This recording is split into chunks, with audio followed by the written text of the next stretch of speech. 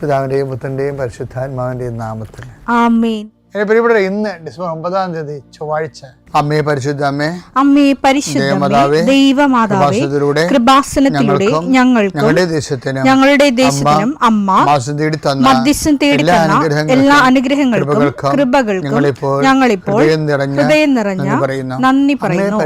അമ്മേ പരിശുദ്ധമേ, ദൈവമാതാവേ, 2004 ഡിസംബർ 7 ഉച്ചകഴിഞ്ഞ് 2:30 കൃപാസനത്തിൽ സംഭവിച്ച അമ്മയുടെ പ്രത്യക്ഷപ്പെടലിനെ കുറിച്ച് തിരുസഭയ്ക്ക് സമർപ്പിച്ചിരിക്കുന്ന പഠനരേഖകളുടെ മേൽ സഭാത്മകമായ പഠനം ആരംഭിക്കുവാൻ ഞങ്ങൾ പ്രാർത്ഥിക്കുന്നു. അമ്മേ പരിശുദ്ധമേ, ഭൂസ്വർലോകങ്ങളുടെ രാജ്ഞിയായ അങ്ങേയ്ക്ക് ഭൗമസംരക്ഷണത്തിനായി പ്രപഞ്ചപ്രകൃതിയെ തന്നെ തിരുസഭ പ്രതിഷ്ഠിക്കുവാൻ ഈ പ്രത്യക്ഷീകരണം വഴി ഇടയാക്കണമേ. പരിശുദ്ധമേ, ജപമാല മാതാവേ, സകല കൃപാസനം പ്രാർത്ഥനയോടും ചേർത്ത് ഞങ്ങളിപ്പോൾ പ്രാർത്ഥിക്കുന്ന ഈ കുടുംബത്തിന്റെ പ്രത്യേക നിയോഗം മക്കളെ.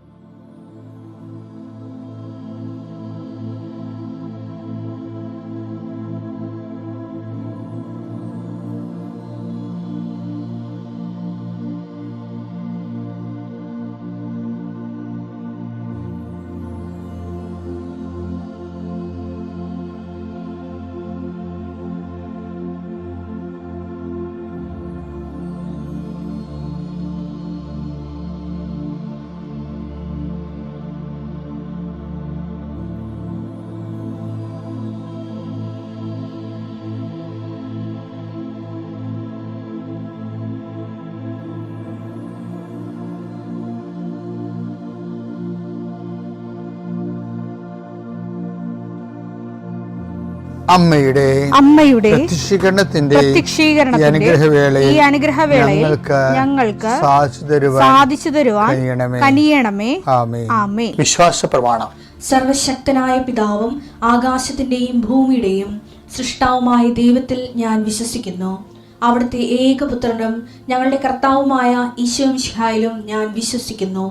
ഈ പുത്രൻ പരിശുദ്ധാത്മാവിനാൽ ഗർഭസ്ഥനായി കന്യകാമറിയത്തിൽ നിന്ന് പിറന്ന് പൊന്തിയോസ് പീലാത്തോസിന്റെ കാലത്ത് പീഡകൾ സഹിച്ച് കുരിശിൽ തറയ്ക്കപ്പെട്ട് മരിച്ച് അടക്കപ്പെട്ട് പാതാളങ്ങളിൽ ഇറങ്ങി മരിച്ചവരുടെ ഇടയിൽ നിന്ന് 3-ാം നാൾ ഉയർത്ത് സ്വർഗത്തിലേക്ക് എഴുന്നള്ളി സർവശക്തിയുള്ള പിതാവായ ദൈവത്തിന്റെ വലതുഭാഗത്തിരിക്കുന്നു. അവിടെ നിന്ന് ജീവിക്കുന്നവരെയും മരിച്ചവരെയും വിധിക്കുവാൻ വരുമെന്നും ഞാൻ വിശ്വസിക്കുന്നു. പരിശുദ്ധാത്മാവിലും ഞാൻ വിശ്വസിക്കുന്നു. വിശുദ്ധ കത്തോലിക്കാ സഭയിലും പുണ്യവാന്മാരുടെ ഐക്യത്തിലും പാപങ്ങളുടെ മോചനത്തിലും ശരീരത്തിന്റെ ഉയർപ്പിലും നിത്യമായ ജീവിതത്തിലും ഞാൻ വിശ്വസിക്കുന്നു. ആമേൻ. സ്വർഗ്ഗസ്ഥനായ ഞങ്ങളുടെ പിതാവേ, അങ്ങയുടെ നാമം പൂജിതമാകണമേ. അങ്ങയുടെ രാജ്യം വരണമേ. അങ്ങയുടെ തിരുമനസ് സ്വർഗത്തിലെ പോലെ ഭൂമിയിലും ആകണമേ. അന്നു വേണ്ടുന്ന ആഹാരം ഇന്ന് ഞങ്ങൾക്ക് തരണമേ. ഞങ്ങളോട് തെറ്റ് ചെയ്യുന്നവരോട് ഞങ്ങൾ ക്ഷമിക്കുന്നത് പോലെ ഞങ്ങളുടെ തെറ്റുകൾ ഞങ്ങളോടും ക്ഷമിക്കണമേ. ഞങ്ങളെ പ്രലോഭനത്തിൽ ഉൾപ്പെടുത്തരുതേ, തിന്മയിൽ ഞങ്ങൾ രക്ഷിക്കണമേ. ആമേൻ. നന്മ നിറഞ്ഞ മറിയമേ, സ്വസ്തി. കർത്താവ് അങ്ങയുടെ കൂടെ സ്ത്രീകളിൽ അങ്ങ് അനുഗ്രഹിക്കപ്പെട്ടവളാകുന്നു. അങ്ങയുടെ ഉദരത്തിൻ ഫലമായി ഈശോ അനുഗ്രഹിക്കപ്പെട്ടവനാകുന്നു. പരിശുദ്ധ മറിയമേ, തമ്പുരാന്റെ അമ്മേ, പാപികളായ ഞങ്ങൾക്ക് വേണ്ടി ഇപ്പോഴും ഞങ്ങളുടെ മരണസമയത്തും തമ്പുരാനോട് അപേക്ഷിക്കണമേ. ആമേൻ. കർത്താവേ, ഞങ്ങളുടെ മക്കൾക്ക് വേണ്ടി ഞാൻ പ്രാർത്ഥിക്കണേ. നിങ്ങൾ ഇന്ന് കടന്നു പോകുന്ന സങ്കടങ്ങളിൽ നിന്നും രോഗ അരിഷ്ടതകളിൽ നിന്നും കർത്താവ് നിങ്ങളെ സംരക്ഷിക്കാൻ അമ്മ മധ്യസ്ഥം വഹിക്കുകയാണ്. കർത്താവെ, എൻ്റെ വിശുദ്ധ പൗരോഹിത്യത്തെ നീ മഹത്വപ്പെടുത്തിയതിൻ്റെ അടയാളമാണ് 2004 അമ്മയുടെ പ്രത്യക്ഷപ്പെടൽ. അത് ഏറ്റെടുത്തപ്പോൾ ദൈവമഹത്വപ്പെട്ടതിൻ്റെ തുടർ ദൈവാനുഭവങ്ങളാണ് ഉടമ്പടിയിലൂടെ ലഭിക്കുന്ന സഹസ്രക്കണക്കിന് സാക്ഷ്യങ്ങൾ. എൻ്റെ ഈ പ്രാർത്ഥന കൂടുന്ന എല്ലാ മക്കൾക്കും അവരുടെ ജീവിത ഭൗതികവും അവരുടെ മാനസികവും ശാരീരികവും കുടുംബപരവും ആയിട്ടുള്ള എല്ലാ മേഖലകളിലും അവൻ്റെ പ്രത്യേക അനുഗ്രഹം ഈ നിമിഷം ആവശ്യിക്കാനും നിങ്ങൾ ഇപ്പോൾ വഴിമുട്ടി നിൽക്കുന്ന എല്ലാ വിഷയത്തിൻ്റെ മേലും ദൈവിക ഇടപെടലുണ്ടാകാനും ഇന്ന് നിങ്ങൾ കണ്ടുമുട്ടുന്ന വ്യക്തികൾക്ക് നിങ്ങൾ മാതാവിൻ്റെ മധ്യസ്ഥത്തിലെ അവർക്ക് സമാധാനം ആശംസിക്കുക. നിങ്ങൾ മാതാവിൻ്റെ പ്രത്യക്ഷീകരണത്തിൻ്റെയും പ്രത്യക്ഷീകരണ സന്ദേശത്തിൻ്റെയും പ്രേക്ഷിതരാകാൻ വേണ്ടി നിങ്ങൾ പരിശുദ്ധ അമ്മയുടെ മധ്യസ്ഥതയിൽ പുനഃസമർപ്പണം ചെയ്യുക. ആ പുനഃസമർപ്പണത്തിൻ്റെ ഭാഗമായിട്ട് തീർച്ചയായിട്ടും ഇങ്ങനെ ഒരു ഏതെങ്കിലും പ്രത്യേക സമ്മർദ്ദത്തിലെ ഉടമ്പടിയിൽ നിന്ന് അകന്നു പോയിട്ടുണ്ടെങ്കിൽ അത് തിരിച്ചു വരാനും, ഉടമ്പടി ആണ് ജീവിതമെന്ന് പറയുന്നവരുണ്ട്. എനിക്കിനി ജീവിതം ഉടമ്പടിയാണ് എന്ന് പറയുന്നത്, അതൊക്കെ കേൾക്കുമ്പോൾ നമ്മൾ ഓർക്കും, നമ്മൾ ചിന്തിച്ചതിനേക്കാളും അമ്മ ഉടമ്പടി തന്നപ്പോൾ ഞാൻ ആലോചിച്ചതിനേക്കാളും എന്തുമാത്രം വലിയ ആഴത്തിലാണ് മനുഷ്യർ അനുഭവിച്ചതെന്ന് ഓർക്കും. കർത്താവേ, അതുപോലെ അനുഭവത്തിൻ്റെ ഒരു പങ്ക് എല്ലാവർക്കും നൽകണമെന്ന് പ്രാർത്ഥിക്കുന്നു. ഇതുവരെ വെച്ചിരിക്കുന്ന മുഴുവൻ പ്രാർത്ഥനകൾ, ഇന്നുവരെ ചില കാര്യങ്ങൾ നീക്കുപോക്കില്ലാത്ത വിഷയങ്ങൾക്കെല്ലാം ഈ കർത്താവിൻ്റെ ആശീർവാദത്താൽ, ഈശോ മിശിഹായുടെ ഉന്നതമായ നാമത്തിൽ പ്രാർത്ഥനയുടെ ശക്തിയാൽ നിങ്ങൾക്ക് നീക്കുപോക്കുണ്ടാകണം പ്രാർത്ഥിക്കുന്നു. തടസ്സപ്പെട്ട് കിടക്കുന്ന കാര്യങ്ങൾ, ചെയ്യാൻ പറ്റാതെ ചെയ്യണമെന്ന് ആഗ്രഹിച്ചിട്ട് മാറ്റി വെച്ചിട്ട് ചെയ്യാതെ നീണ്ടു പോകുന്ന കാര്യങ്ങളുടെ മേലെ കർത്താവിൻ്റെ കരുണ വിശുദ്ധമായ രക്തം തളിക്കപ്പെട്ട് പ്രാർത്ഥിക്കുന്നു. God infuse your spirit, infuse your spirit of power and grace. Thank you, Jesus. എൻ്റെ പ്രിയപ്പെട്ടവരെ, വചന ഒരുക്കം, അങ്ങനെ ഒരു പ്രതിഭാസം നമ്മുടെ ആധ്യാത്മിക ജീവിതത്തിലുണ്ട്, പ്രാർത്ഥനാ ജീവിതത്തിൽ. അത് സ്വാഭാവികമായിട്ടുണ്ടാകുന്ന വിഷയങ്ങളാണെങ്കിലും നമുക്ക് അത് അസ്വാഭാവികമായിട്ട് സൃഷ്ടിക്കാൻ പറ്റുമെന്നുള്ളതാണ് എൻ്റെ ഒരു നിരീക്ഷണം. അപ്പം ആദ്യം തന്നെ എന്താണെന്ന് വെച്ച് കഴിഞ്ഞാൽ വചന ഒരുക്കം എന്താണെന്ന് അറിയണം. ഇപ്പം ഐസ് ഉരുക്കുക എന്ന് വെച്ചാൽ ഐസ് മെൽറ്റിങ്. അതുപോലെ തന്നെ word of God, divine word തന്നെ മെൽറ്റ് ചെയ്ത് വരും. ഐസ് മെൽറ്റാകുമ്പോൾ എന്ത് സംഭവിക്കും?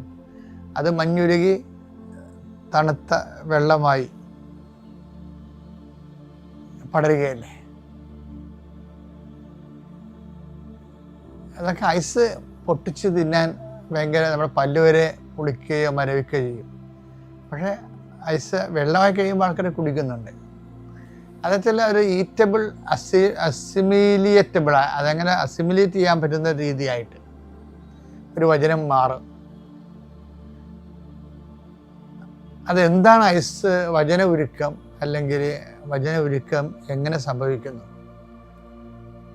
ആധ്യാത്മിക ജീവിതത്തിൽ അതെങ്ങനെ പ്രാപ്തമാക്കാം എന്നുള്ളതാണ് നമ്മൾ ഇന്നത്തെ ദിവസം ചിന്തിക്കുന്നത്. നമുക്കറിയാം, ഐസ് ഉരുകണ എങ്ങനെയാണ്? ചൂട് തട്ടുമ്പോഴാണ് ഉരുകണ അല്ലേ. അതുപോലെ തന്നെ മുട്ട വിരിയണത് അതും ചൂട് തട്ടുമ്പോഴാണ്. അപ്പൊ ചൂട് ഒരു പ്രശ്നമാണ്. ചൂട് അതുപോലെ തന്നെ വചനത്തിന് ചൂട് തട്ടുമ്പോൾ അതിങ്ങനെ മെൽറ്റാവും. വചനത്തിന് എന്തിൻ്റെ ചൂടാണ് തട്ടണത്? ദൈവസ്നേഹത്തിൻ്റെ ചൂട് തട്ടണം. അതാ കർത്താവ് പറയണത്, എന്നെ സ്നേഹിക്കുന്നവന് ഞാൻ എന്നെ തന്നെ വെളിപ്പെടുത്തുമെന്ന്. യോഹന്നാൻ 14:23. എന്റെ കൽപ്പനകൾ സ്വീകരിക്കുകയും പാലിക്കുകയും ചെയ്യുന്നവനാണ് എന്നെ സ്നേഹിക്കുന്നത്. എന്നെ സ്നേഹിക്കുന്നവനെ എന്റെ പിതാവും സ്നേഹിക്കും. ഞാനും അവനെ സ്നേഹിക്കുകയും എന്നെ അവന് വെളിപ്പെടുത്തുകയും ചെയ്യും. ക്രിസ്തുവിൻ്റെ വെളിപാടുകൾ, ക്രിസ്തുവിൻ്റെ വ്യത്യസ്തങ്ങളായിട്ടുള്ള വെളിപാടുകൾ എന്ന് വെച്ചാൽ ക്രിസ്തു അനുഭവങ്ങൾ തന്നെയാണ്. ക്രിസ്തു അനുഭവത്തിൻ്റെ വ്യത്യസ്തമായ ആസ്വാദന മേഖലകൾ. ഇപ്പം ക്രിസ്തു അൾട്ടിമേറ്റ് രൂപം നമുക്ക് ഭൂമിയിൽ ലഭ്യമാകുന്നത് ദിവ്യകാരുണ്യത്തിലാണെങ്കിലും ദിവ്യകാരുണ്യ അനുഭവം തന്നെ ഓരോരുത്തർക്കും ഓരോ രീതിയിലല്ലേ. ദിവ്യകാരുണ്യത്തിൻ്റെ ഒരു 10% to 20% എക്സ്പീരിയൻസ് ആണ് സാധാരണ ആൾക്കാർ ഉള്ളത്. അതും സാങ്കേതികമായിട്ടാണ് പലപ്പോഴും എനിക്ക് തോന്നിയിട്ടുള്ളത്. കാര്യം ക്രിസ്തുവിനെക്കുറിച്ചുള്ള അറിവില്ലായ്മ കൊണ്ടും ക്രിസ്തുവിനെക്കുറിച്ചുള്ള സ്നേഹമില്ലായ്മ കൊണ്ടും. കാര്യം ദിവ്യകാരുണ്യം പോലും നമുക്ക് അനുഭവവേദ്യമാകണമെങ്കിൽ അപ്പത്തിൻ്റെ രൂപത്തിൽ ആയിരിക്കുന്ന കർത്താവിൻ്റെ വ്യത്യസ്തത നമുക്ക് ഒരു കമ്മ്യൂണിക്കബിൾ ആകണമെങ്കിൽ ദിവ്യകാരുണ്യം സ്വീകരിക്കുന്ന വ്യക്തിക്ക് വിശുദ്ധി ഉണ്ടായാൽ മാത്രം പോരാ. വിശുദ്ധിയും ദൈവസ്നേഹവും ഒരുമിച്ച് പോകേണ്ടതാണെങ്കിലും അതിന് രണ്ടും രണ്ടായി പോകാനുള്ള സാധ്യതകൾ നമുക്ക് തള്ളിക്കളയാൻ പറ്റത്തില്ല. കാരണം വിശുദ്ധിയുള്ള എല്ലാവർക്കും ദൈവസ്നേഹം ഉണ്ടോ എന്ന് ചോദിച്ചാൽ ദൈവസ്നേഹമുണ്ട്. പക്ഷേ ദൈവസ്നേഹത്തിൻ്റെ കൂടെ തന്നെ ഉള്ളതാണ് ഈ മനുഷ്യസ്നേഹം. ഗതികേട് കൊണ്ട് പല ആധ്യാത്മിക വരട്ടുവാദികളുടെയും ഒരു അവസ്ഥ, ദൈവസ്നേഹം കൂടി കഴിയുമ്പോൾ മനുഷ്യസ്നേഹം കുറഞ്ഞ് വരും.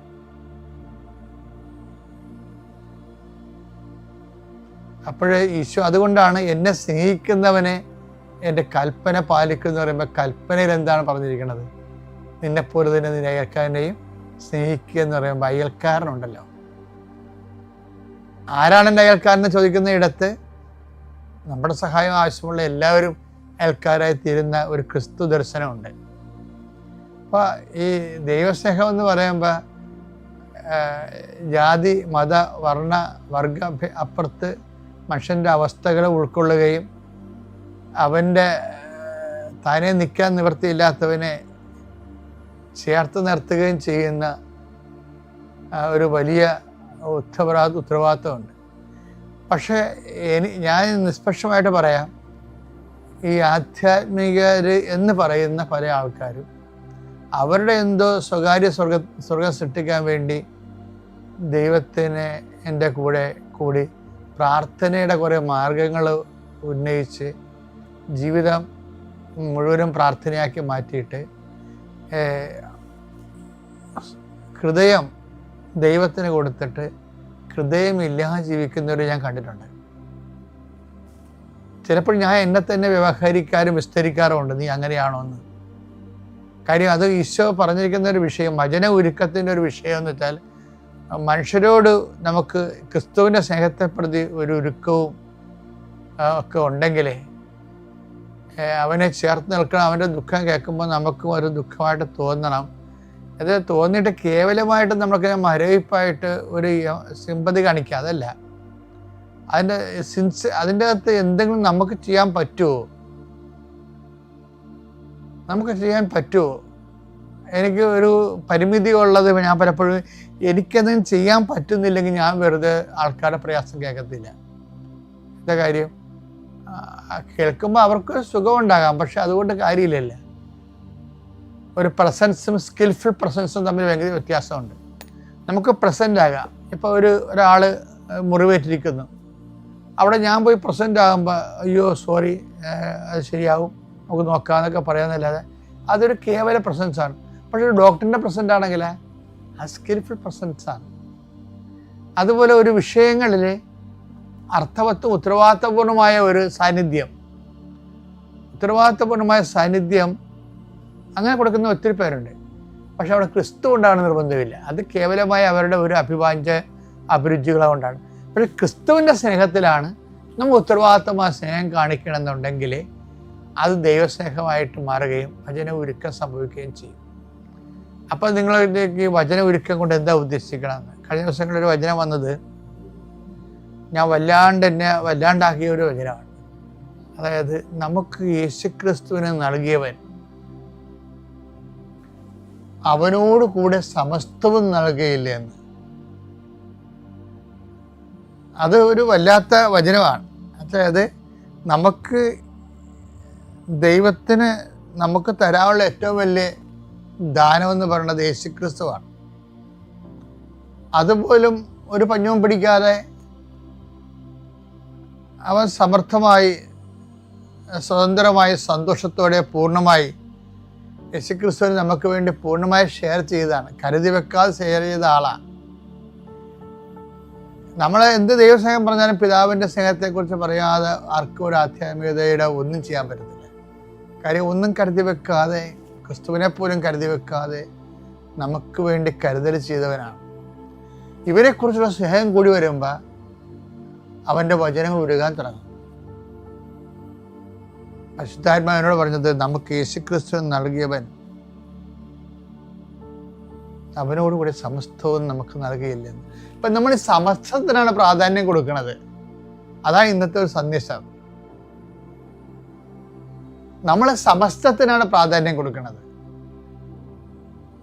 പക്ഷെ നമ്മൾ ക്രിസ്തുവിനാണ് പ്രാധാന്യം കൊടുത്തെങ്കിൽ സമസ്തം നമുക്ക് ഒരു വിലയും മുടക്കാതെ കിട്ടേണ്ടതാണ്. ഒരു വിലയും നമുക്ക് മുടക്കാതെ നമുക്ക് ലഭിക്കേണ്ടതാണ്. അപ്പം നമ്മളുടെ ഒരു പ്രയോറിറ്റി, ഒരു മോട്ടിവേഷൻ, നമ്മളുടെ ഒരു ഇൻവെസ്റ്റ്മെൻറ്റ്, അല്ലെങ്കിൽ നമ്മൾ ഒരു വിഷയത്തിൽ എവിടെയാണ് കൂടുതൽ ശ്രദ്ധിക്കേണ്ടതെന്ന് വെച്ച് കഴിഞ്ഞാൽ യേശുക്രിസ്തുവിനെ നേടാൻ വേണ്ടി ശ്രദ്ധിക്കണം. അതാണ് വചന ഒരുക്കത്തിലൂടെ എനിക്ക് ലഭിച്ചത്. യേശുക്രിസ്തുവിനെ നേടാൻ വേണ്ടി നമ്മളെന്ത് ചെയ്യും? അത് എന്ത് ചെയ്യുമെന്നുള്ളത് നമുക്ക് അടുത്ത ദിവസം കാണാം.